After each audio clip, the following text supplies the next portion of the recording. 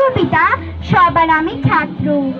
আকাশ আমায় শিক্ষা দিল, উদার হতে ভাইরে, কর্মী হবার মন্ত্র আমি।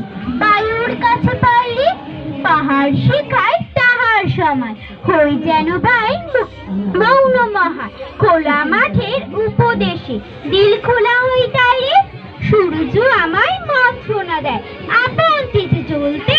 চাঁদ শিখালো হাসতে মিঠে মধুর কথা বলতে, ইঙ্গিতে তার শেখার সাগর অন্তর হোক রত্ন আকুর।